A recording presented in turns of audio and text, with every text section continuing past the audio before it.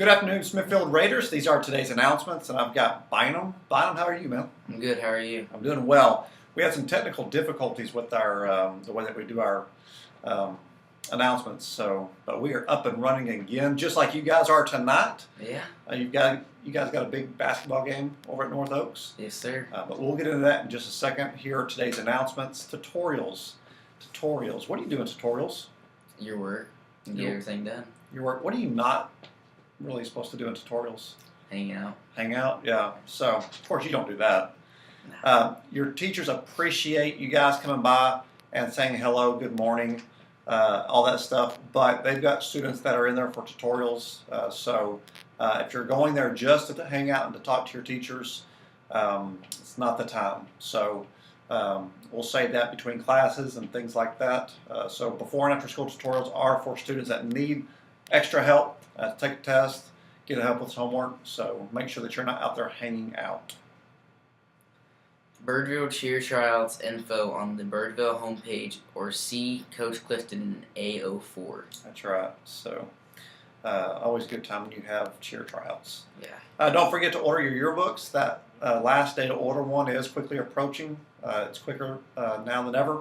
So like I said earlier this morning, we had about 15 or 20 kids that did not get to order a yearbook last year or did not get to buy one because they waited to the last minute when we were giving or when we were selling them what we had extra that day that we gave them out. So you don't want to be left out.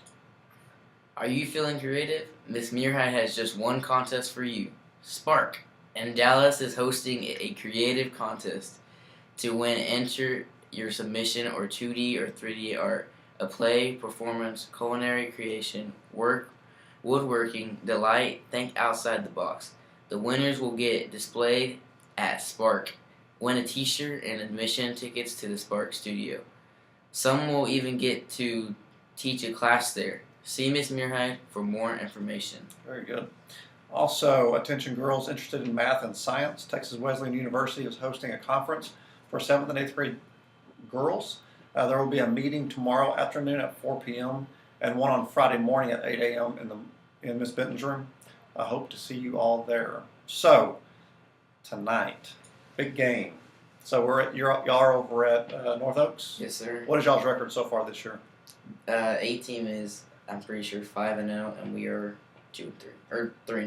Very good. So we're looking to stay above 500. Oh, obviously. And get a good win tonight. So our 8th grade girls are going to be here tonight playing. If you can go to North Oaks, go support our guys. If not, you can stay here and support our girls and see some good basketball. So speaking of winners and success, right after the announcements, I've got a video of our Deaf Ed program. They did the Battle of the Books back in December, and we are just now putting that on the announcements. So we wanted to say congratulations to them. They were literally one question away from going to DC. So that's just like, you're going for the shot and you missed it by 1 point.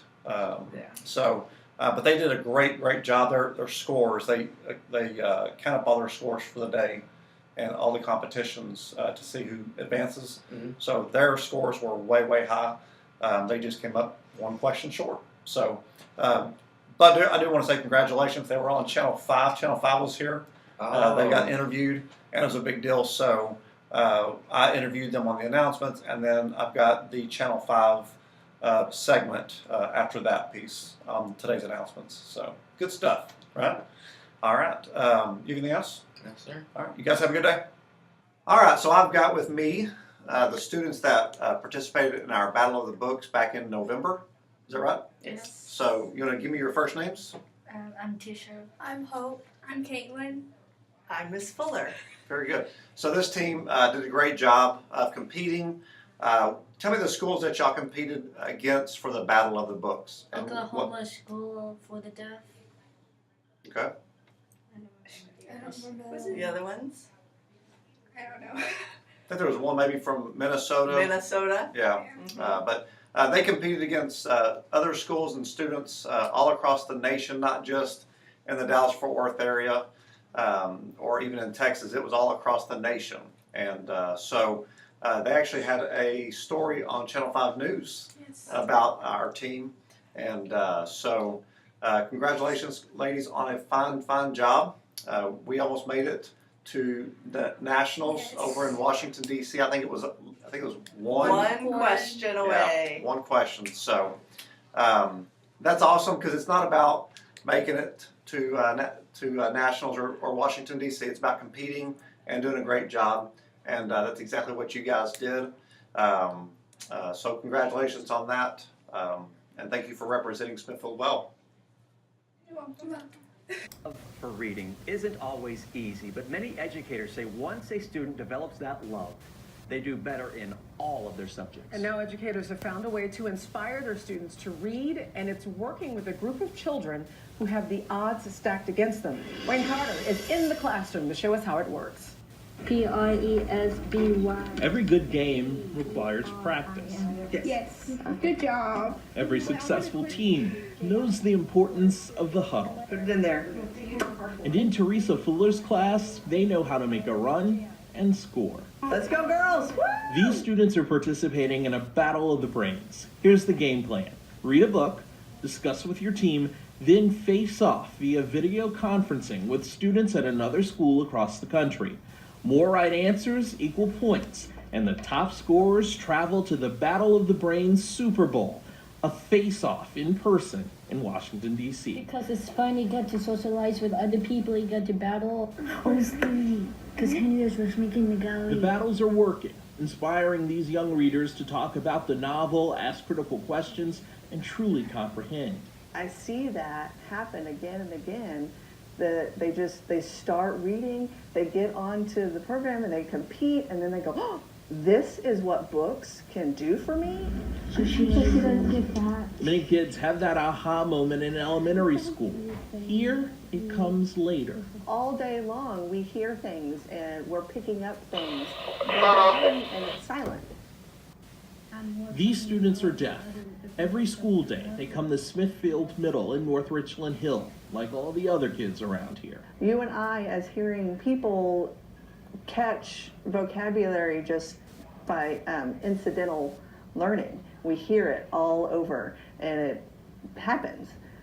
They are kind of cut off from that vocabulary. In one exercise, students everywhere are reading and talking about the book. And she read a chapter that she didn't understand. Then she would like discuss everything that she wouldn't understand, and that would make us understand the story. It helps social skills too. If we have another deaf kid there, like me and Tisha do at lunch, we just sign and talk pretty much, and we just understand each other better. You left me out. Well, you talk to Angie more than us. Tell y'all too. Yep, middle school problems just the same for these young ladies who aren't held back by a disability. They're soaring. Now reading more than 3 grade levels ahead. It's amazing. The students scored 122 points. It was just 1 point away from making that trip to DC, but they did make it last year, so they've been. But talk about winners all the way around. Reading on an 11th grade level while you're deaf and dealing with all of the consequences to that, it's pretty darn cool. Incredible. Thanks so much, Wayne. Birdville ISD has a lot to be proud of. Absolutely. Hey, don't forget, Wayne is still taking